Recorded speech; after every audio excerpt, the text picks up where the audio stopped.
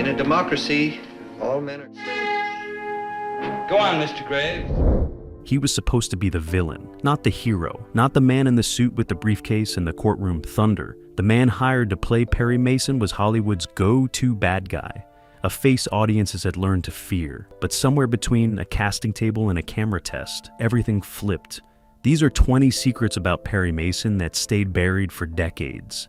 And the bonus, the one episode where the unbeatable lawyer actually lost, and what really happened behind closed doors when the cameras stopped rolling. Court is now in session, and this one gets complicated fast. Read it again, Mr. Graves. Louder, Mr. Number 1. Before Raymond Burr ever picked up a briefcase or pointed a finger across a courtroom, he was Hollywood's most reliable monster, not the creature feature kind. The cold, calculating, dead-eyed kind. The man who made audiences squirm in Rear Window. The heavy who showed up in film noir Shadows and didn't leave until someone was destroyed. When producer Gail Patrick Jackson first floated Burr's name for the role of Perry Mason, the reaction wasn't excitement. It was confusion, then resistance. Burr was the villain. That was the job. That was the brand. Casting him as the hero felt like casting the wolf to guard the henhouse. But Jackson had seen something in him that the studios hadn't bothered to look for. Underneath the menace was gravity. Underneath the threat was intelligence. And Perry Mason didn't need a pretty face. He needed a mind that could dismantle a lie in 30 seconds and make a jury believe every word of it. Burr tested for the role, walked into the room, carrying that same weight he'd always carried, and turned it completely inside out. The danger was still there, but now it was working for the defense. Early Stanley Gardner, the man who created Mason on paper, watched the test in silence. He didn't say yes immediately. He sat with it.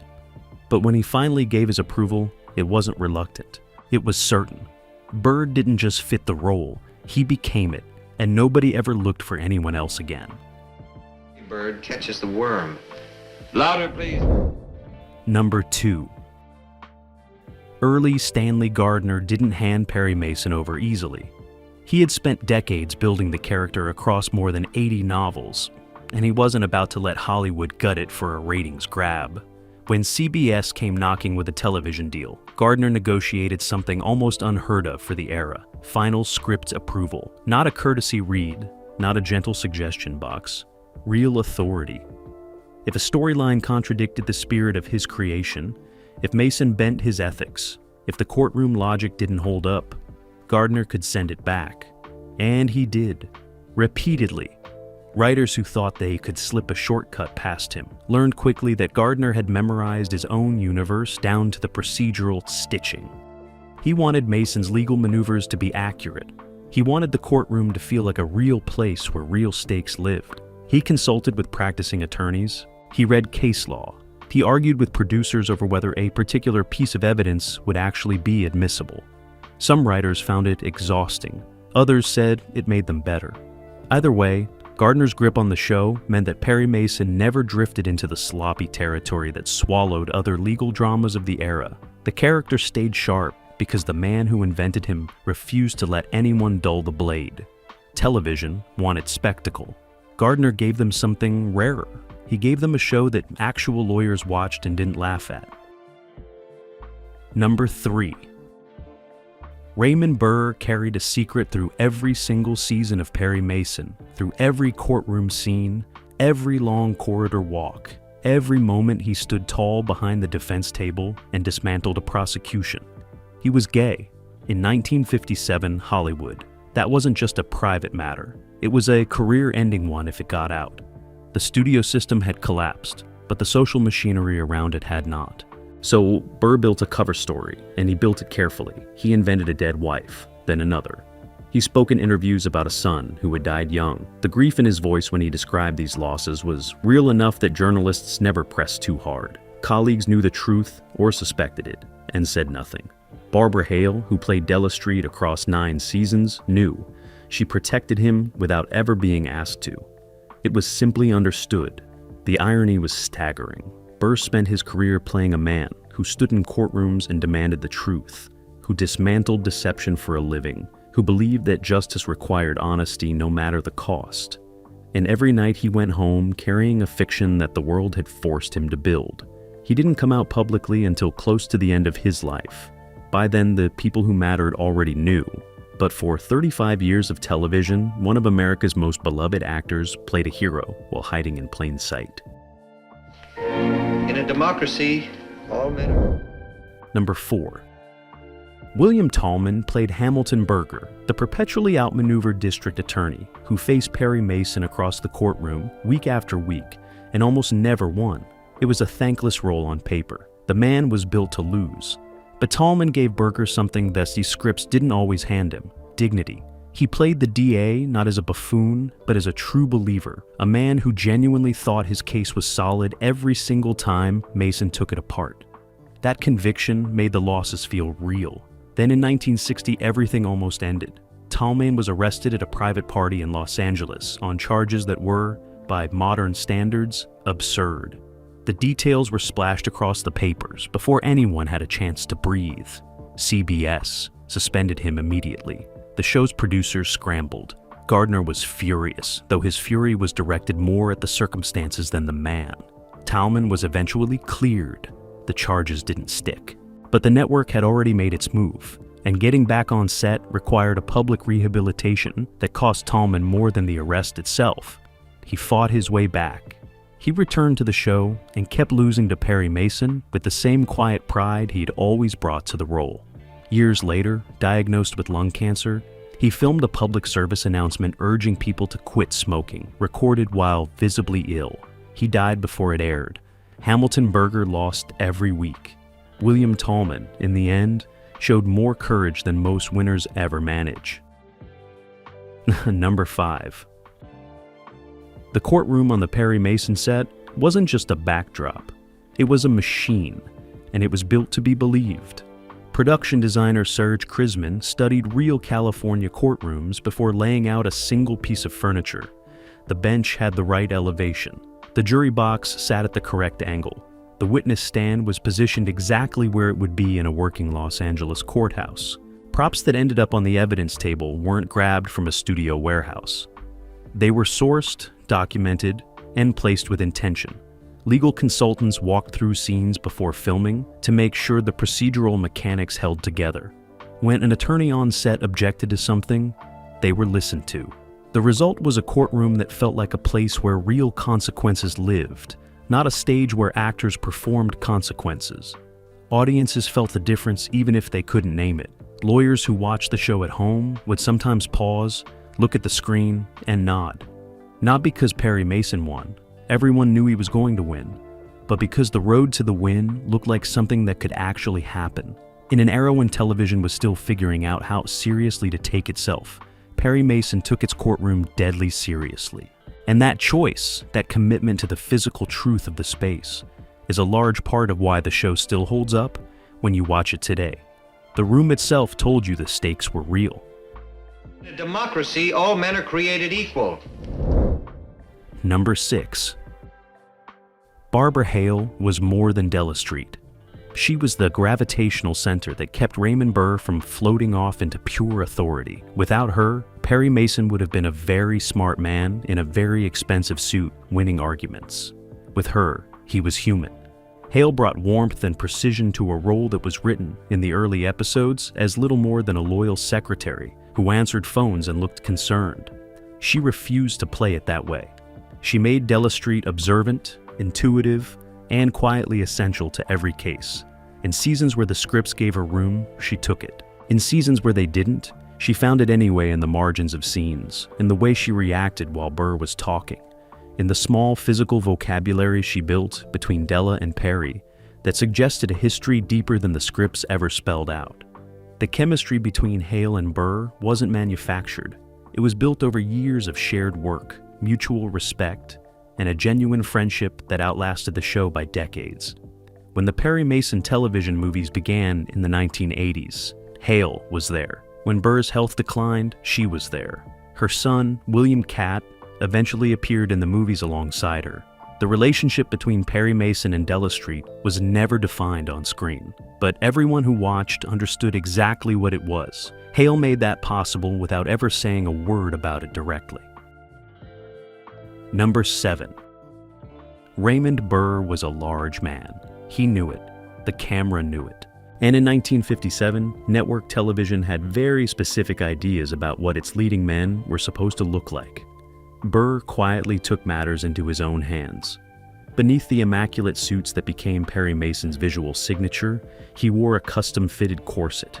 Every filming day, every courtroom scene, every corridor walk, the wardrobe department worked around it without drawing attention to it.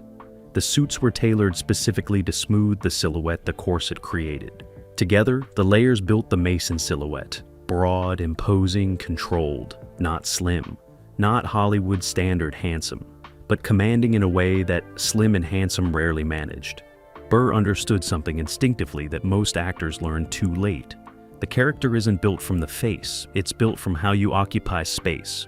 And Perry Mason occupied space the way a courthouse does, solidly. Unmovably, like something that had been there before you arrived and would be there after you left. The discomfort of wearing a corset through a 12-hour filming day never showed on screen. Burr absorbed it, the way he absorbed everything else about the role, quietly, professionally, and without complaint. What the audience saw was a man of absolute self-possession. What was underneath was a man working harder than they ever knew to give them exactly that. Go on, Mr. Graves. Number 8. William Hopper played Paul Drake, Perry Mason's private investigator, for all 9 seasons of the show. He was charming, reliable, and perpetually leaning against door frames with the particular ease of a man who had been handsome his entire life. What most viewers didn't know was that Paul Drake's casual confidence came at least partly from genetics. William Hopper was the son of Hedda Hopper, the most feared gossip columnist in Hollywood. His mother had spent decades with the power to build careers and end them with a paragraph. She was the woman producers called before they fired someone, and the woman stars avoided at parties unless they had nothing to hide. Growing up in that household meant William Hopper had seen more of Hollywood's machinery than most adult actors ever got close to. He understood how the game worked at a level that wasn't taught in acting class, and yet, on set, he didn't trade on it. Colleagues who worked with him described a man who showed up prepared, hit his marks, and treated crew members with the same ease he brought to scenes with Raymond Burr. He and Burr developed a genuine shorthand over the years, the kind that reads on camera as two people who actually trust each other. Paul Drake never tried to steal the courtroom from Perry Mason. He just made sure Mason had what he needed before walking through the door. William Hopper understood that role perfectly. He had watched it played out in real life his entire childhood. Number 9. Perry Mason lost a case exactly once in the original run of the television series. One episode, Season 3. The episode was called The Case of the Deadly Verdict, and the moment it aired, the switchboard at CBS lit up like a fire alarm. Viewers weren't just surprised, they were angry. Some were genuinely distressed, as though a personal injustice had been committed against them directly.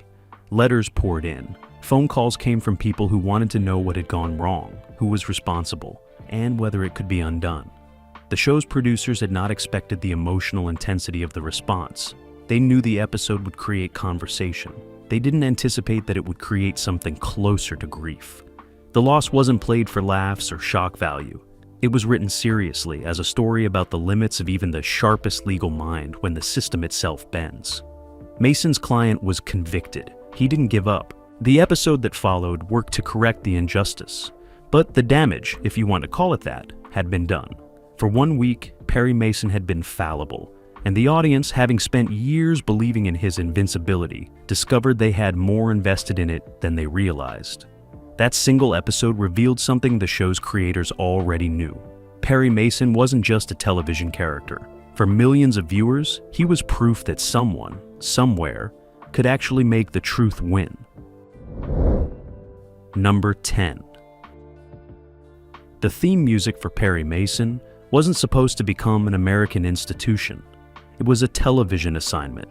Fred Steiner composed it for the pilot, working within the standard constraints of network television, scoring in the late 1950s. Limited budget, limited time, functional purpose.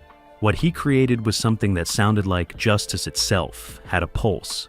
The bass line moved like a man with somewhere important to be. The brass built like an argument finding its footing. The melody didn't ask permission. It announced itself. And somewhere between the first episode and the second season, it stopped being background music and started being a signal. Audiences heard the first notes and sat up straighter. Children who grew up watching the show with their parents could hum it decades later without trying. It became culturally embedded in a way that only a handful of television themes ever achieve. The kind of music that doesn't just accompany a story, but becomes part of the meaning of it. When you hear the Perry Mason theme, you don't just remember the show. You remember the feeling the show gave you, the certainty that the truth was coming, that the lies were going to unravel, that someone in a well-tailored suit was about to make the pieces fall into place. Steiner composed a lot of television music in his career, but this one followed him everywhere he went. Some music is written for scenes. Some music becomes a feeling. This one became both. Raymond Burr had a reputation on set for being a consummate professional. Lines memorized, blocking locked, never late, never difficult. But there was one episode midway through the fourth season where something cracked. A scene in the courtroom required Burr to deliver a particularly long cross-examination monologue, the kind of relentless verbal dismantling that Mason did better than anyone on television. He had it, then he didn't. He walked off set without saying a word, sat alone in his dressing room for nearly 40 minutes, and came back ready to film. Nobody asked what happened. The director didn't push. The crew found something else to shoot. When Burr returned, the scene came out in a single take, one of the best of that season. A production assistant who was present that day described it years later as the only time they ever saw Burr look genuinely frightened by something the character required of him.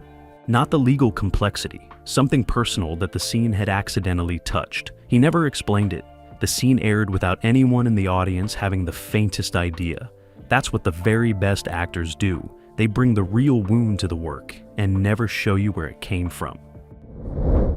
The prop department on Perry Mason maintained a relationship with the Los Angeles County Courthouse that went well beyond courtesy calls.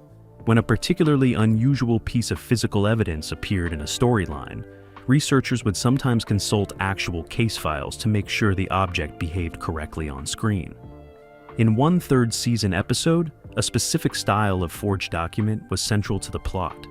The prop master spent 2 weeks studying real examples from a fraud case that had been tried in California courts just years earlier.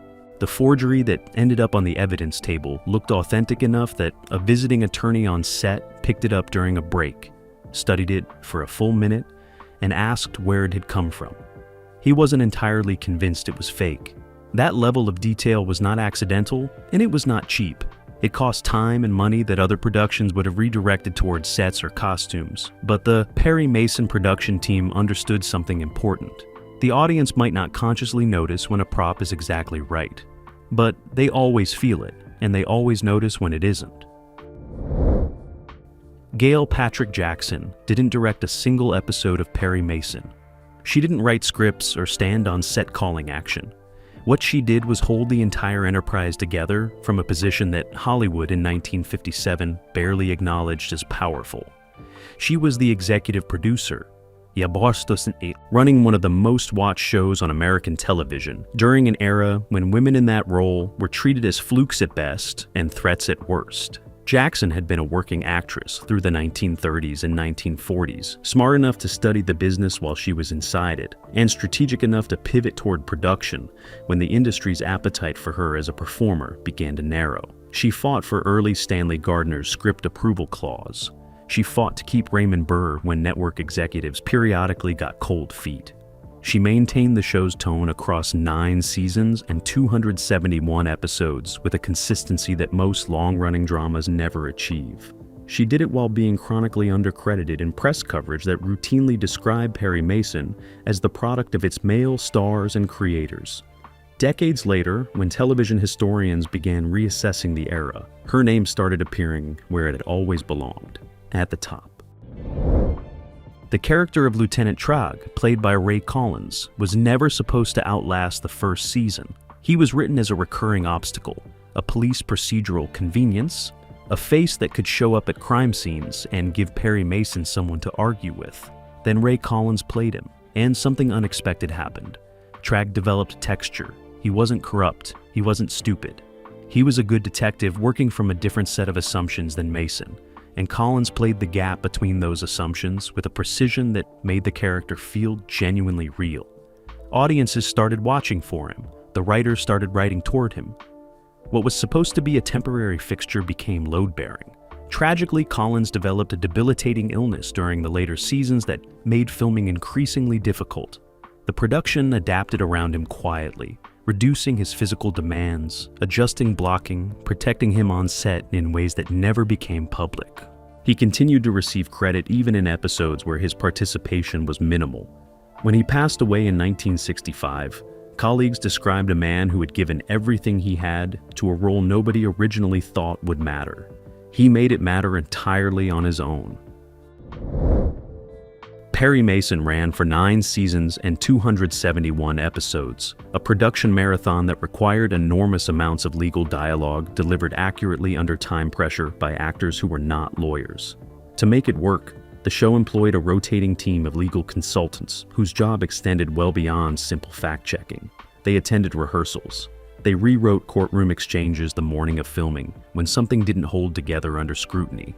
They sat beside directors during takes and flagged problems in real time. One consultant, a practicing defense attorney from Los Angeles, was on set so frequently during the first 3 seasons that background performers occasionally assumed he was a cast member and stood near him during blocking. His notes on courtroom procedure were integrated directly into scripts rather than treated as optional suggestions. Raymond Burr studied those notes the way some actors study character psychology.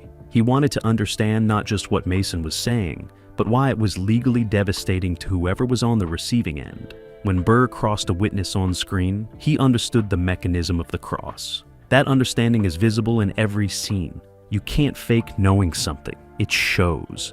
And in Burr's case, so did the real knowledge. The suits Raymond Burr wore as Perry Mason were not selected from a studio wardrobe rack. They were custom-made, each one by a tailor who worked closely with the costume department across all 9 seasons. The relationship between Burr and his wardrobe was quietly strategic. Perry Mason was a man of power and precision, and every visual element of his appearance was engineered to communicate exactly that before he opened his mouth. The fabric weights were chosen for how they moved under studio lighting. The lapels were cut to a width that read as authoritative without tipping into pompous. The colors were restricted to a palette that held up in black and white broadcasting without washing out or creating visual noise. When the show later transitioned to color and syndication, viewers were sometimes surprised to discover what those carefully calibrated grays actually were in color. The tailor adjusted the suit slightly as Burr's weight shifted across the years, doing it discreetly so that continuity between episodes was never broken. Nobody watching at home ever noticed the alterations. That invisibility was the entire point. The suit was supposed to feel permanent. Perry Mason was supposed to look like a man who had always looked exactly like that and always would. Earl Stanley Gardner visited the set more than most novelists who sold properties to Hollywood ever dared to. He came during filming, not just during pre-production meetings. He watched takes. He read revised pages on the day they were handed out. He had conversations with Burr between scenes that sometimes ran longer than the scenes themselves. What those conversations contained was never fully documented, but their effect was visible. Burr's understanding of Mason deepened in ways that pure script study couldn't entirely account for. Gardner was handing him something more than backstory. He was handing him intention, the original purpose behind the character, the reason Gardner had spent decades returning to this particular man in this particular courtroom, the thing Perry Mason was actually for. Gardner believed in the adversarial legal system the way some people believe in religion. He thought that a truly skilled defense attorney was one of civilization's most important inventions. Mason wasn't entertainment to him. Mason was an argument, and every time Burr stood up in that courtroom and dismantled a false conviction, Gardner felt that argument being made again. He visited the set because he needed to see it with his own eyes. Some writers trust the adaptation. Gardner trusted the principle. The decision to shoot Perry Mason in black and white was never revisited during the original run. Even as color television rapidly expanded its footprint across American living rooms through the early 1960s, CBS pushed. The economics of color production had shifted enough that the argument for switching was legitimate. The producers held firm. The reasoning was partly aesthetic. Black and white gave the show a quality the production team described internally as weight. The courtroom looked like a place where permanent things happened. The shadows fell correctly. The contrast between Mason's dark suits and the pale walls of the courthouse communicated something that color would have diluted. There was also a continuity argument. 9 seasons of visual consistency created a world that audiences inhabited comfortably. Changing the grammar of that world mid-story would have been disorienting in ways that might not have been immediately obvious, but would have been deeply felt. When Perry Mason moved into television movies decades later, color was unavoidable, but the original series exists in its black and white world completely, sealed inside its own visual logic. Watch an episode today, and the monochrome doesn't feel like a limitation. It feels like a choice made by people who understood exactly what they were doing. Number 19. Perry Mason was not the first attempt to bring the character to screen. Before Raymond Burr, before the CBS series, before Gail Patrick Jackson assembled the production that would run for 9 seasons, there was a 1930s film series starring Warren William, followed by additional adaptations through the 1940s with different actors in the role.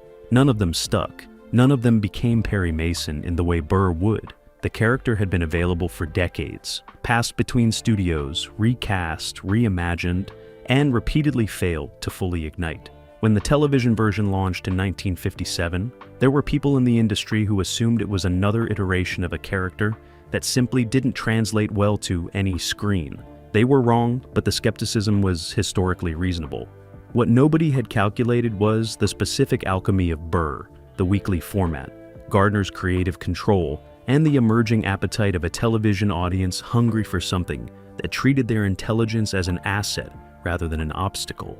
The previous Mason films were not bad productions. They simply had not found the right container. Television gave the character room to breathe across 271 episodes, and that space made all the difference between a performance and a mythology. Number 20. Raymond Burr won 2 Emmy Awards for Perry Mason. He received 9 nominations total across the original run. The wins came in 1959 and 1961, and both times he accepted the award with a brevity that surprised people expecting a speech. He thanked the crew first, not the producers, not the network, not early Stanley Gardner, the crew, the camera operators, the sound technicians, the prop department, the people who built the courtroom and maintained it episode after episode. Colleagues who were present at both ceremonies said it wasn't calculated modesty. Burr genuinely meant it.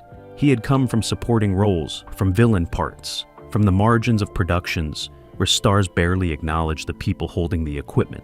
When he became the center of something, he remembered where the center actually came from. That instinct shaped the culture of the Perry Mason set in ways that persisted across all 9 seasons. Crew members who worked on the show described it as one of the most stable, professionally respectful sets in Hollywood during that era. No screaming, no unexplained chaos, just people showing up and doing serious work. The man at the top of the call sheet set that tone from day one and never let it drop.